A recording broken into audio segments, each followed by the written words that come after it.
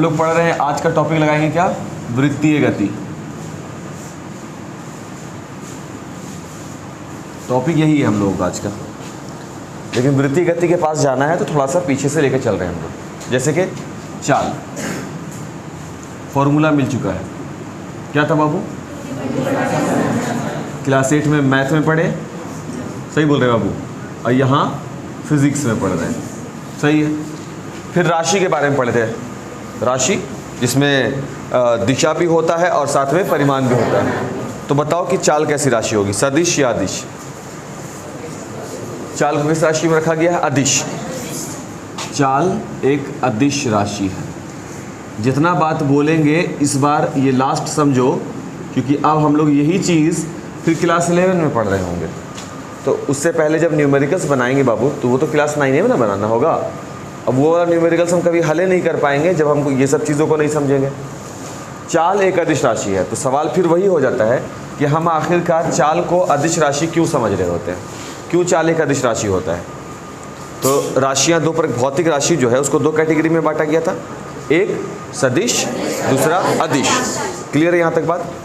अदिश राशि उन राशियों को कहा गया जिनमें परिमाण का मतलब वैल्यू, जिनका वैल्यू तो होता है लेकिन दिशा का ज्ञान नहीं होता।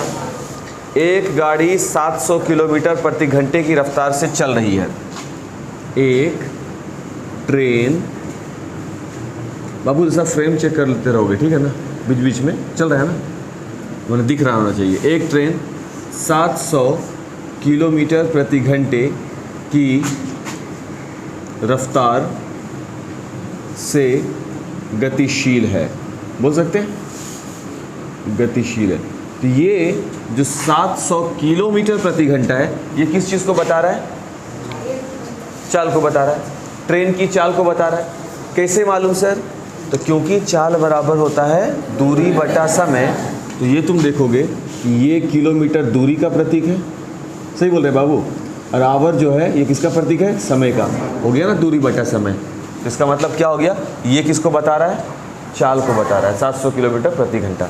एक बात, अब बताओ ये जो 700 किलोमीटर प्रति घंटा लिखा गया, इससे कहीं भी दिशा का ज्ञान मिल रहा है आपको? किस दिशा में चल रही है ऐसा कुछ बात बोला गया? नहीं। इस पूरे स्टेटमेंट से हमको केवल और केवल परिमाण पता चलता है, केवल और केवल परिमाण पता चलता है, वैल्यू पता चलता है। इस वजह से चाल एक कैसी राशि हो जाती है? अदिश राशि। कोई दिक्कत है यहाँ पर? नहीं ना? अब वेग, सवाल होगा बाबू तो कर लोगे। पहला टॉपिक था चाल, दूसरा हो गया वेग। वेग बराबर विस्थापन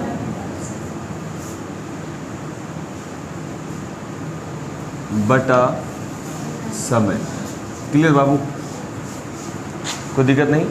हाँ, वेग बराबर विस्थापन बटा समय, ये दूसरा था। और चाल के साथ ही वेग पढ़ा गया हम लोग में, और ये बात किताब में भी मेंशन था कि चाल के साथ साथ वेग का अध्ययन बच्चों को करा दिया जाता है। अब ऐसा क्यों लिखा गया? तो चाल कैसी राशि, वेग कैसी राशि है? सदिश राशि। कोई बताना चाहेंगे क्यों? दोनों होता है। एक एग्जांपल देके बताओ तो। कोई ट्रेन 700 किलोमीटर प्रति घंटे की रफ्तार से पश्चिम दिशा की ओर, है ना? या पश्चिम दिशा नहीं होगा तो ये होगा 700 किलोमीटर प्रति घंटे की रफ्तार से पटना की ओर, बाढ़ से पटना के बीच। बात समझ में आ रहा है ना? इस तरह का एग्जाम्पल होगा तो पश्चिम की ओर, मतलब कि इसमें कहीं ना कहीं आपको एक हिंट मिल रहा होगा, किसका? दिशा का। एक बात बाबू, और साथ ही परिमाण भी होगा, वैल्यू भी होगा, सही बात है। और ये चाल क्यों होगा? देखो, पहचानने का तरीका यही है, दूरी और समय, सही है। तो ये चाल हो जाता है, दिशा जोड़ दीजिए तो चाल प्लस दिशा इज इक्वल टू वेग, सही है। और अब ये वेग का केस कहलाएगा, और वेग में सूचित करना पड़ता है कुछ चीज़ें, जैसे कि ये v, विस्थापन को s, समय को t से। v बराबर क्या हो जाता है? s बटा t। क्योंकि वेग एक सदिश राशि है तो इसको एक और तरीके से हम लोग सूचित करते हैं v के ऊपर एरो लगाते हैं, सदिश का पहचान। विस्थापन एक सदिश राशि है और समय सदिश नहीं है। देखो, वेग बराबर विस्थापन बटा समय। अब इसमें समय सदिश राशि नहीं है, समय से दिशा का नहीं, सिर्फ समय का मतलब कि सिर्फ वैल्यू परिमाण होता है। कोई दिशा 7 बज रहा है, कोई दिशा है क्या? नहीं ना, इसलिए बात समझ में आ गया। यहाँ तक कोई दिक्कत है? एक टॉपिक इसमें निकल कर आ गया, कौन सा बाबू? विस्थापन। इसको भी देखना पड़ेगा। तो जिस तरह से चाल और वेग इंटरकनेक्टेड है एक दूसरे से, वैसे ही विस्थापन किससे है? दूरी के साथ जुड़ा हुआ है। सही है ना? तो एक तीसरा पॉइंट हम बनाएंगे कि दूरी क्या होता है। सही है? कोई भी दो पॉइंट, कोई भी दो बिंदु, दो बिंदु कौन होगा? एक पॉइंट ए, एक पॉइंट कहीं पर बी, कहीं पर पॉइंट सी। सही है? इसके बीच की दूरी निकालनी है। तो वो दूरी तुम कैसे कैसे निकाल सकते हो? तुम वो दूरी ऐसे निकाल सकते हो, तुम उस दूरी को सीधा निकाल सकते हो, तुम उसके लिए पहले तुम सी पर जाओगे, सी पर जाने के बाद बी पर जाओगे। क्या बाबू गलत बोल रहे हैं? इस दूरी को आप कैसे भी कैलकुलेट कर सकते हो, कोई निश्चित आंकड़ा आपके पास नहीं हो सकता। आप ऐसे जाओगे किसी अन्य पॉइंट पर, किसी अन्य पॉइंट पर, किसी अन्य पॉइंट पर, फिर जाकर के आप बी पर मिल जाओगे। क्लियर हो रहा बात? इतना देर में हम कहीं भी बताया है डायरेक्शन के बारे में, दिशा के बारे में? नहीं ना। लेकिन जैसे ही तुम बात विस्थापन की करना शुरू करोगे, डिस्प्लेसमेंट बोलते हैं इसको, विस्थापन की, तो विस्थापन में देखो तुम क्या ऑब्जर्व करोगे। सेम केस, यही ए यहाँ पर होगा, यही बी यहाँ पर सी भी होगा। तुम ऐसे घूम घूम करके इसके पास नहीं जा सकते, ये रॉन्ग हो जाओगे। क्योंकि विस्थापन जो होता है वो दो बिंदुओं के बीच लांबिक दूरी, यानी कि सबसे सीधी दूरी जो बन जाए दोनों के बीच। अब आपको ए से बी के पास जाना है, तो यही तो है रास्ता। दूसरा कौन सा रास्ता होगा? तुम घूम ही नहीं सकते, क्योंकि तुमको रस्सी पैमाना कैसा लेना है? एकदम सीधा। अब सीधा पैमाना लेने के लिए कैसे काम बनेगा? जाहिर सी बात है, आपको सीधा मानना पड़ेगा, रस्सी सीधा रखना पड़ेगा जहाँ जाना है आपको। यहाँ तक बात समझ में आया? तो ये है दूरी और विस्थापन में अंतर। यही कारण है कि दूरी में दिशा, यहाँ देखो हमको एरो बताना पड़ा। यहाँ कैसा होगा? यहाँ भी हम एरो बताएंगे, बट देखो कैसा होगा। यहाँ हर एक पॉइंट पे चेक करो। ए से जब ये बी पर जाना चाह रहा था तो रास्ता ऐसे था, तो इस वक्त ए से चलते वक्त इसकी दिशा किधर है? इस तरफ। फिर आगे चल के इसकी दिशा कैसी हो गई? इस तरफ। फिर आगे चल के दिशा कैसी हो गई? ऐसा, फिर ऐसा, फिर इस पॉइंट की ओर, तब जा करके बी पर पहुँचा। यानी ए से बी तक हमको जाने में हर एक पॉइंट पर दिशा बदलना पड़ रहा है। सही बोल रहे हैं क्या?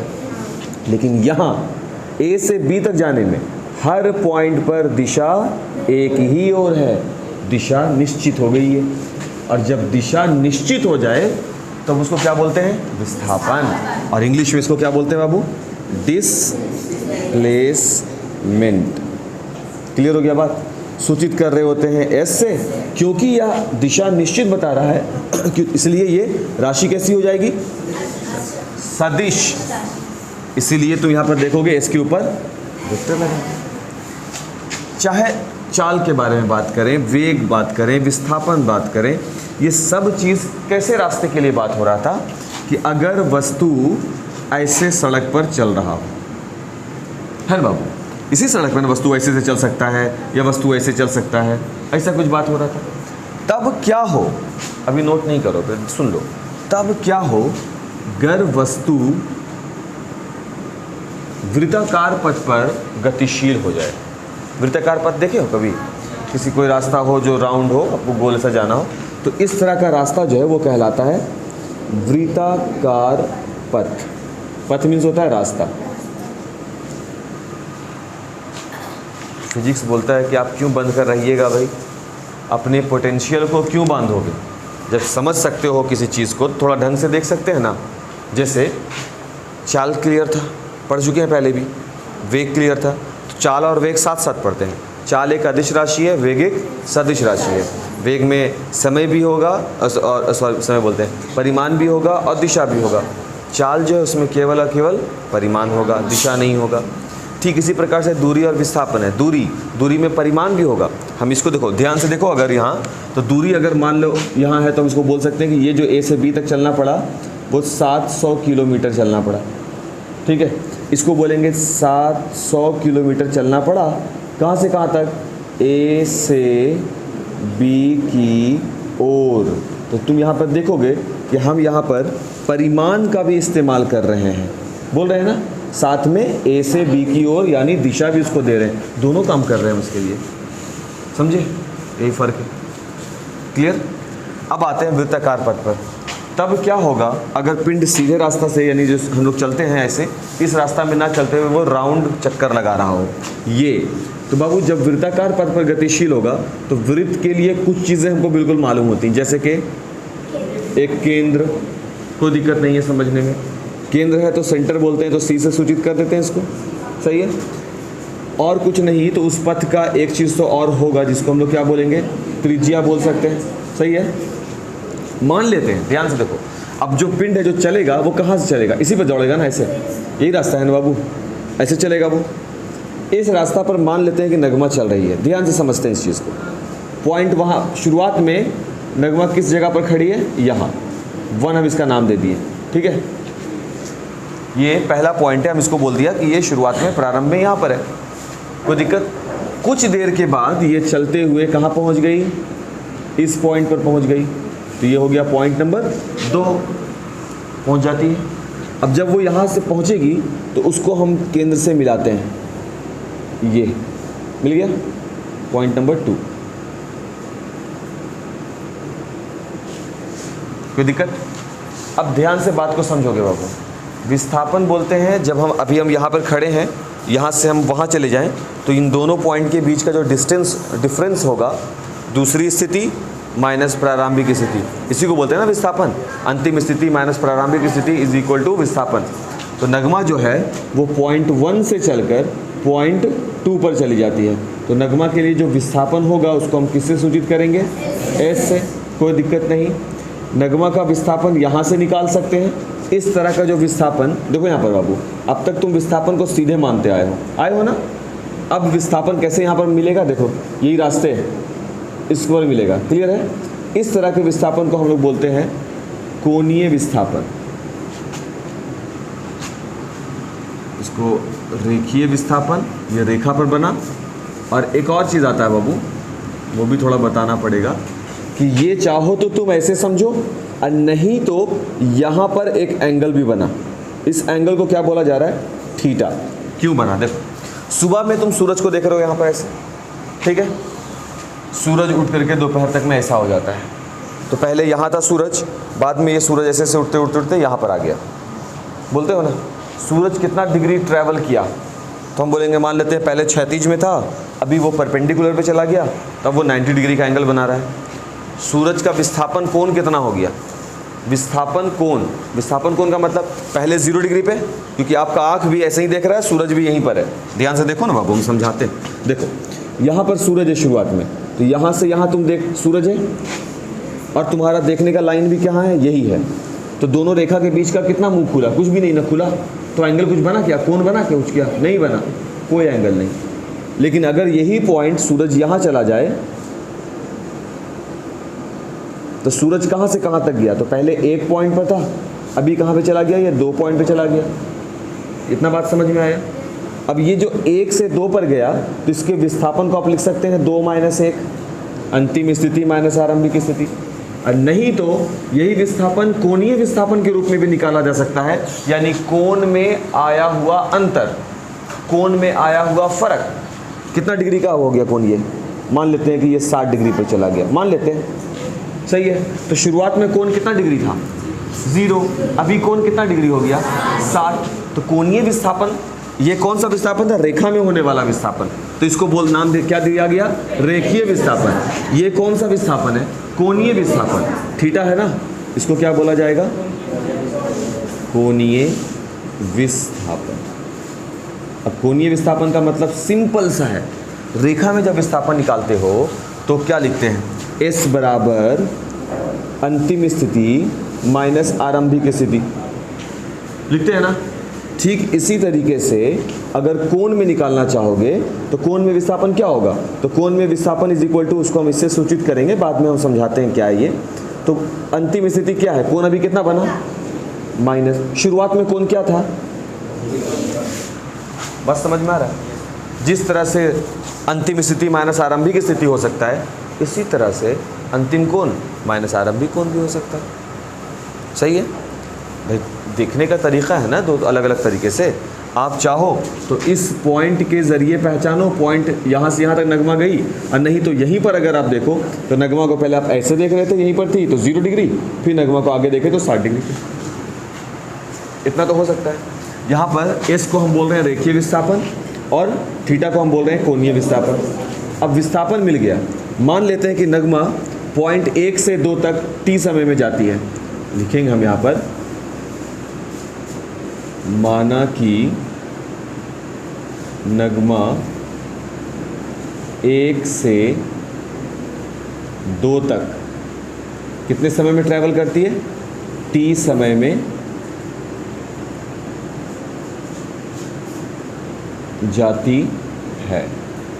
1 से 2 तक कितने समय में जाती है वो? t समय में, यानी कि यहाँ से वहाँ तक जाने में उसको समय कितना लगता है? t।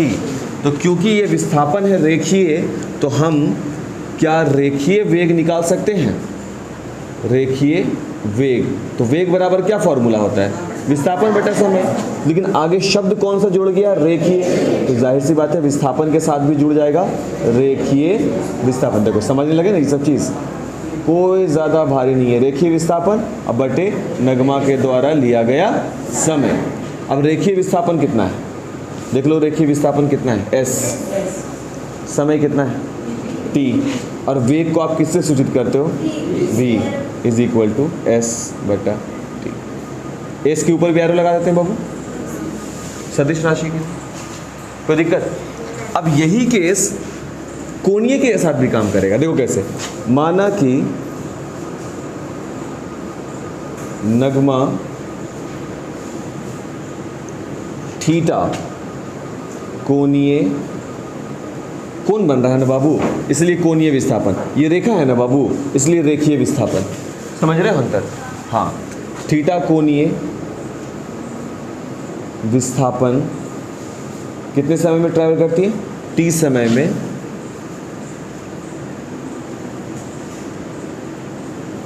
तय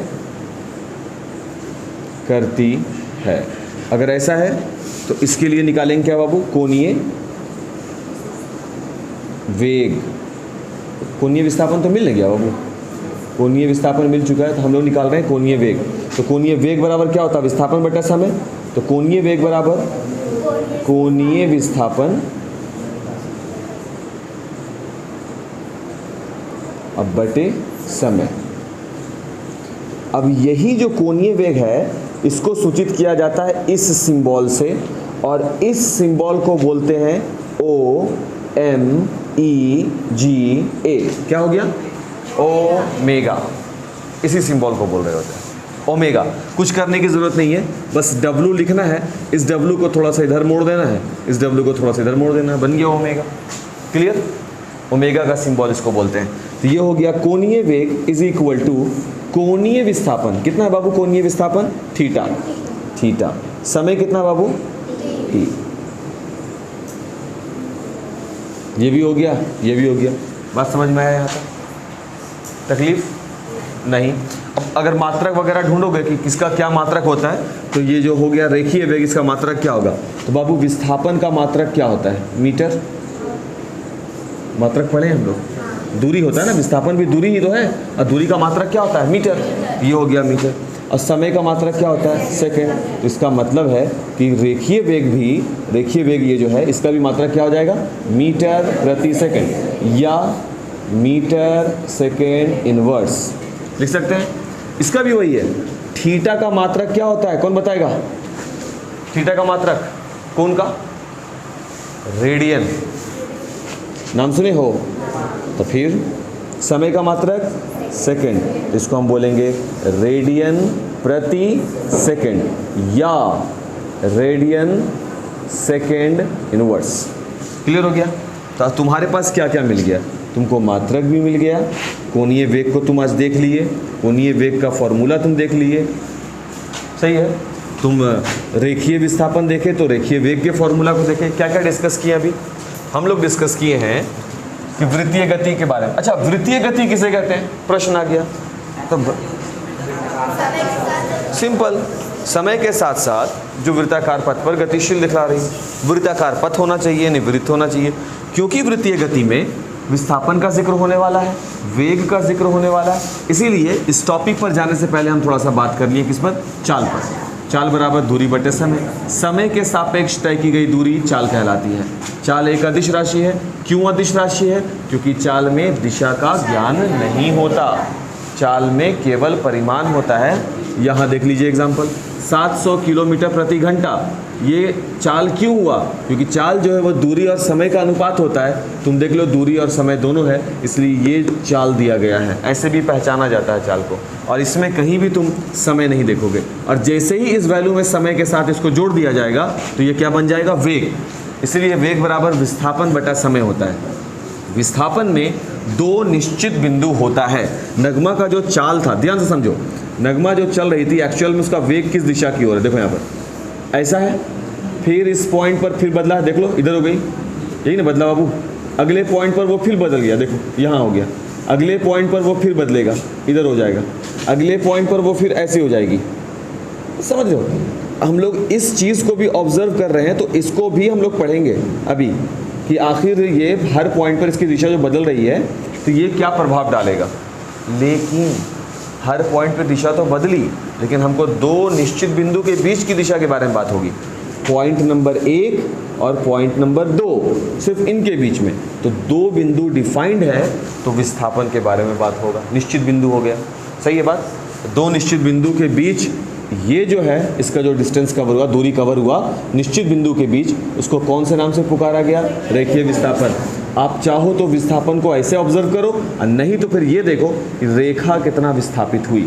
वो रेखा जो केंद्र को, उस वृत्ताकार पथ के केंद्र को और नगमा को मिला रही थी, वो रेखा यहाँ से, अभी नगमा को यहाँ पे पार्क के बीच में तुम बैठे हुए हो, तुम नगमा को यहाँ पर ऑब्जर्व करते हो और 1 घंटा के बाद यहाँ पर ऑब्जर्व करते हो, तो क्या बोलोगे, नगमा 60 डिग्री चली, मान लेते हैं अगर, तो नगमा 60 डिग्री चली, वो भी उसका विस्थापन ही बताएगा, क्योंकि कोण में आ गया बदलाव। सही बोल रहे हैं। तब पता चलेगा जब बिंदु दोनों निश्चित हो। जैसे कि यहाँ पर भी अगर वो A से B तक गई, तभी तो विस्थापन पता चला, पश्चिम की ओर या उत्तर की ओर, जो भी हो। दिशा का मतलब ये नहीं होता है कि पूरा पश्चिम उत्तर दक्षिण ही हो। दिशा का मतलब होता है दो निश्चित बिंदु डिफाइंड हो, परिभाषित हो, समझे ना, तब विस्थापन का केस होगा।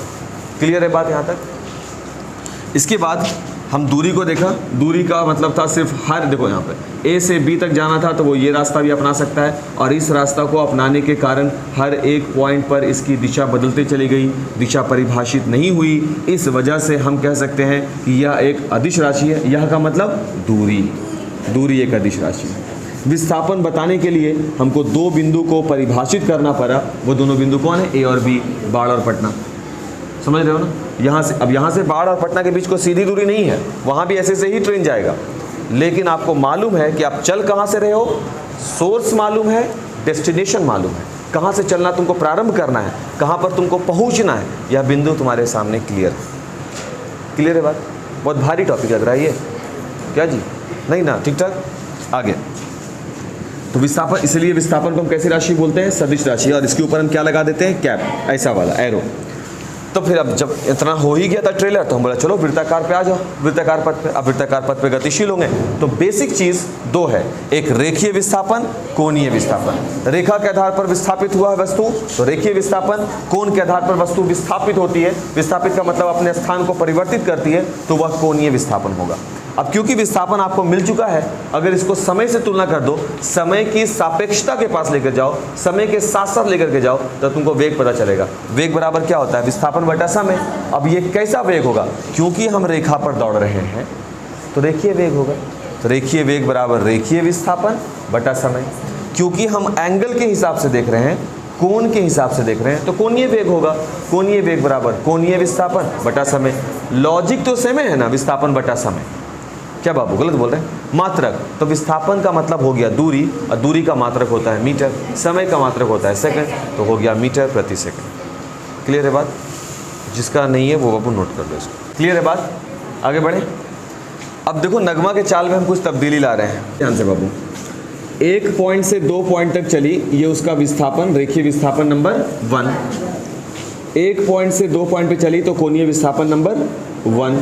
कोई तकलीफ? थोड़ा देर के बाद चंदन जो यहाँ बैठा हुआ था, सी से चंदन भी होता है, जो यहाँ बैठा हुआ था वो क्या देखा कि नगमा जो है भटकते हुए, क्योंकि ये भटकती रहती है, पता ही हम लोग को, तो भटकते हुए ये कहाँ पहुँच गई है? इस बिंदु पर। तो इस बिंदु का नाम क्या रख दिया जाए? 3। कोई दिक्कत नहीं। अब देखो बाबू ध्यान से, तो जब वो 1 से 2 पर गई तब उसका रेखीय विस्थापन क्या था? S1। जब वो 1 से 3 पर गई तब उसका रेखीय विस्थापन क्या हो गया? बाबू विस्थापन हमेशा, अब बोलोगे, देखो सवाल हम कर देते हैं तुम्हारे बदले, तुम ये भी तो बोल सकते हो ना सर 2 से 3 बराबर S2 क्यों नहीं किया? बोल सकते हो ना। तो बाबू विस्थापन का परिभाषा याद है ना? अंतिम स्थिति और आरंभिक स्थिति। तो हर बार शुरुआती पॉइंट क्या होगा? आरंभिक स्थिति। थोड़ा सा कीजिए और देखिए आपको बहुत कुछ दिखता चला जाएगा। अंतिम स्थिति, आरंभिक स्थिति, तो विस्थापन यही हो गया ना दूसरा, यहाँ से यहाँ तक ये हुआ अंतिम स्थिति, सॉरी अंतिम स्थिति, ये हो गया आरंभिक स्थिति। तो यहाँ से यहीं तक ना हो गया पहला वाला। तो नगमा पहले यहाँ से यहाँ तक थी तो S1, फिर यहाँ से यहाँ तक के लिए S2। क्लियर बात है? ये वाला जो S1 जो विस्थापन हुआ था नगमा का, वो कितने समय में हुआ था बाबू? T सेकंड में। तो ये पहला है, नाम इसको 1 से कर रहे हैं विस्थापन को, इसको हम T1 बोल सकते हैं। ठीक इसी तरह से नगमा जो है वो 1 से लेकर कहाँ पहुँच गई? 3 पर। तो उस विस्थापन को क्या बोल रहे हैं? S2। तो इसके लिए भी तो समय लिया गया होगा, वो समय क्या होगा? T2। कोई तकलीफ नहीं। अब यहाँ 1 से लेकर 2 तक के लिए कोणीय विस्थापन कितना है? θ1। और 1 से लेकर के 3 तक के लिए कोणीय विस्थापन क्या हो जाएगा? θ2। कोई तकलीफ? समय वही है। यहाँ से यहाँ तक जाने में क्या, यहाँ से यहाँ तक आने में जो समय लिया जाएगा, और ऐसे नज़र से देख रहे हैं तो अलग समय हो जाएगा। नगमा जो है वो यहाँ से चलना शुरू की, कितना दूरी कवर की? S1। क्लियर? कितने समय में? मान लेते हैं 10 मिनट में। तो यहाँ से जो हम देखा वो बना 30 डिग्री कोण, मान लेते हैं। तो ये क्या 15 मिनट में बनेगा? तो ये कोण भी 10 मिनट में बना। तो जो इसका समय बन रहा है वही इसका समय बन रहा है, जो इसका समय बन रहा है वही T2 का, θ2 का समय बन रहा है। बात समझ में आ रहा है? यहाँ पर समझ में आया? कोई दिक्कत नहीं ना यहाँ पर? ठीक नहीं, अगर होगा तो फिर उसको किया जाएगा। इसलिए तो हम ये कह सकते हैं ना कि किसी खास समय में वो है T1 समय में नगमा का विस्थापन है S1, फिर T2 समय में नगमा का विस्थापन क्या है? S2। कौन सा विस्थापन? रेखीय विस्थापन। तो अगर इस स्थिति में जहाँ पर स्थितियाँ बदल रही हैं, नगमा पहले S1 में थी, अब S2 हो गई, पॉइंट नंबर 3 पे चली गई, तो नगमा की स्थिति एक रही या बदलती हुई रही? बदलती हुई रही। तो एक्चुअल में देखा जाए तो नगमा तो 2 पर बैठी हुई ही थी, नगमा तो केवल 2 से 3 चली है। अभी नगमा 1 से 2 चल चुकी थी, जो अभी हम लोग बनाए हैं थोड़ा देर पहले, ध्यान अगर हो तो अब नगमा जो है वो कहाँ से कहाँ तक गई? केवल 2 से 3 पर ही तो गई है। अब नगमा जो केवल 2 से 3 गई है तो हमको इसी का ना सब कुछ निकालना होगा। हम इसका अब निकालना चाहते हैं कि यहाँ से यहाँ तक में नगमा का वेग क्या रहा होगा। तो यहाँ से यहाँ तक के लिए नगमा का विस्थापन क्या रहा? मालूम नहीं। ये वाला विस्थापन मालूम है क्या? नहीं। बट इतना तो मालूम है कि यहाँ से यहाँ तक के लिए विस्थापन क्या है? S2। यहाँ से यहाँ तक के लिए विस्थापन क्या है? S1। तो पूरे लंबाई में से ये वाली लंबाई घटा देंगे तो ये वाला मिलेगा। सिंपल सा दूरी का लॉजिक लगाया है, सही है ना? तो हम लिख सकते हैं ना कि 2 से 3 तक जाने में रेखीय विस्थापन, ध्यान से देखो इसको, कहाँ से कहाँ तक जाया जा रहा है? 2 से 3 तक। 2 कौन सा पॉइंट है? ये जहाँ पर नगमा ऑलरेडी थोड़ा देर पहले बैठी हुई है, 2 से 3 तक वो जाना चाहती है। तो अब यहाँ पर विस्थापन क्या हो जाएगा नगमा का? S2 minus S1।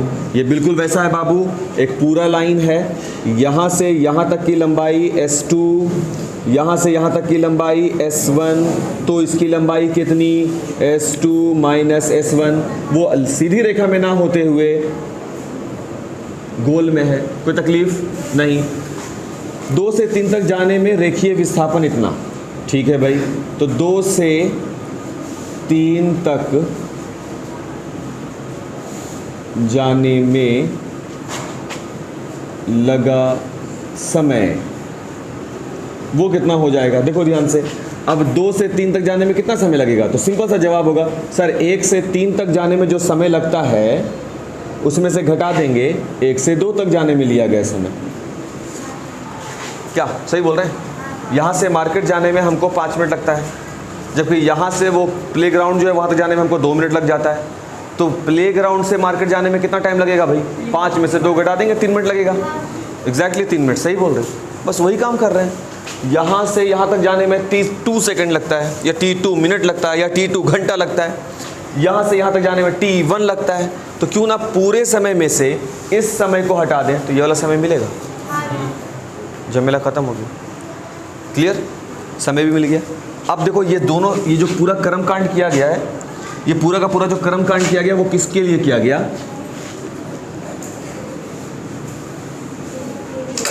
रेखीय विस्थापन। ये जो 2 से 3 तक लगा समय किसके लिए निकाले हैं? रेखीय विस्थापन। तो वेग किसका निकलेगा? रेखीय वेग। कहाँ से कहाँ तक का वेग निकलेगा? 2 से 3 तक का। आ तो रहा है समझ में? ठीक है ना? तो हम लिख सकते हैं 2 से 3 तक वेग। कौन सा वेग बाबू? रेखीय वेग। सही है। इज इक्वल टू विस्थापन बटे समय। अब विस्थापन यहाँ पर क्या है? S2 माइनस का S1 बटे T2 माइनस का T1। क्लियर है बात? अब इतना ही ज़्यादा जो बकबक किए हैं, इसी को बगैर ज़्यादा चिल्लाए हम ऐसे लिख सकते हैं क्या कि ओमेगा। ओमेगा किसको बोलते हैं बाबू? कोणीय वेग को। कोणीय वेग इज इक्वल टू वही होगा विस्थापन बटा समय। तो कोणीय वेग भी कैसा होगा? देखो ना बाबू, 2 से 3 ही तक न गया, तो आपको केवल यही विस्थापन न चाहिए। तो क्या बोलेंगे? θ2 माइनस θ1 होगा।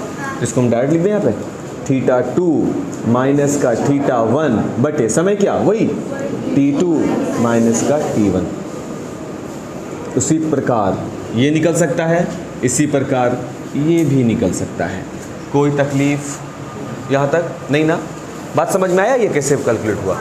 सिर्फ आपको वेग निकालना है, वेग बराबर विस्थापन बटा समय। इससे पहले वाले फ्रेम में हम क्या काम किए? इससे पहले वाले फ्रेम बताया कि नगमा जो है वो केवल पॉइंट 1 से 2 पे थी, बस, और कुछ नहीं बताया। कोई चाल वेग नगमा का स्थिति नहीं बदल रही है। 1 से 2 पे जाके नगमा रुक गई है, और जब नगमा रुक गई है तो सिंपल सा विस्थापन क्या था? S था, समय क्या था? T था। तो S बटा T यानी विस्थापन बटा समय इज इक्वल टू वेग। खत्म, कुछ नहीं करना पड़ा। लेकिन स्थिति फिजिक्स जो है वो आपको रुकने के लिए थोड़ी ना कहता कि आप अपने लिमिटेशन में आ जाओ कि इससे ज़्यादा इसको हल ही नहीं किया जा सकता। तब नगमा उठ के बोले क्या सर कोई ज़रूरी है? सवाल कर सकती हो ना, सर ज़रूरी है, हो सकता है कि हम 2 पर नहीं रुकेंगे, हम 3 पर जाएंगे। हाँ भाई, तुम्हारा मन, तुम चलो, वायर को ठीक करो पहले। नहीं, तुम्हारा मन, तुम चलो, तो वो क्या करती है? 2 से 3 पर चली जाती है। जैसे ही वो 2 से 3 पर जाती है तो विस्थापन क्या होगा? तो विस्थापन 2 से 3 के लिए नहीं आप पता कर सकते हैं। आपको क्या पता करना होगा? 1 से लेकर 3 तक के लिए, समझे? तो उस 1 से लेकर 3 तक का विस्थापन क्या मान लेंगे? S2। पहले S1 था। तो 2 से लेकर 3 तक का विस्थापन अब आप निकाल सकते हैं। पूरी विस्थापन क्या है? एक्चुअल में दूरी ही तो है, सही है ना? तो 1 से लेकर 3 तक तय की गई दूरी माइनस 1 से लेकर 2 तक तय की गई दूरी। झमेला खत्म, फिनिश। विस्थापन निकल गया आपका। किसके लिए? 2 से लेकर 3 के बीच में। तो एंगल भी अंदर में वैसे ही बनेगा। कोण पहले 1 से लेकर 2 के बीच में थीटा था, यानी θ1 था। तो अब वो कहाँ से कहाँ तक चली गई है? 2 से लेकर 3 तक। अब कोण भी 2 से लेकर 3 तक नहीं बनेगा। कोण भी कैसा बनेगा? विस्थापन कोण, कोणीय विस्थापन इसको बोल रहे हैं। ये बनेगा 1 से लेकर के 3 के बीच, θ2 हो गया। अब आपको बीच का निकालना, 2 से लेकर के 3 तक का कोण, ये 2 से लेकर 3 तक का, ये क्या होगा? पूरे कोण में से ये कोण लेस ये वाला कोण बच जाएगा। मिल गया आपको। अब विस्थापन मिल गया, समय से भाग लगाओ, आंसर ले जाओ। हर बार विस्थापन मिलेगा, समय से भाग लगाओ, आंसर ले जाओ, मिल गया। इस चीज़ को हम और कितने तरह से लिखेंगे? लिखने का तरीका, तो जो ये जो S2 माइनस S1 है ना बाबू, इसके आगे अगर तुम ऐसा तस्वीर लगा दो, ये त्रिभुज जैसा, और S लिख दो, बटे ऐसा लगा दो और T लिख दो। तब भी ये बताएगा S2 माइनस S1। इसको बोला जाता है, जानते हो, वाह, इसको बोला जाता है डेल्टा। क्लियर, ये जो है ये डेल्टा बताएगा। और फिजिक्स में यहाँ भी देखो, इसको भी बना सकते हो, डेल्टा थीटा बटे डेल्टा टी। क्लियर। अब देखो अब किसका किसका क्या है। डेल्टा का मतलब होता है बदलाव, चेंज, कोई चीज़ें बदल रही हैं। तो क्या यहाँ पर S2 माइनस S1 से विस्थापन बदल रहा है कि नहीं बदल रहा है? बदल रहा है। तो S2 माइनस S1 को आप डेल्टा S लिख सकते हो। T2 माइनस T1 से क्या समय बदल रहा है? बेशक बदल रहा है, इसलिए इसको डेल्टा T लिख सकते हो। तो अब सिंपल सा, अगर हमसे कोई बोलेगा बताओ रेखीय वेग बराबर, हम लिख सकते हैं delta S upon delta T। अगर कोई हमको बोल देगा कोणीय वेग के बारे में, तो कोणीय वेग इज इक्वल टू हम लिखेंगे, लाइए सर लाइए,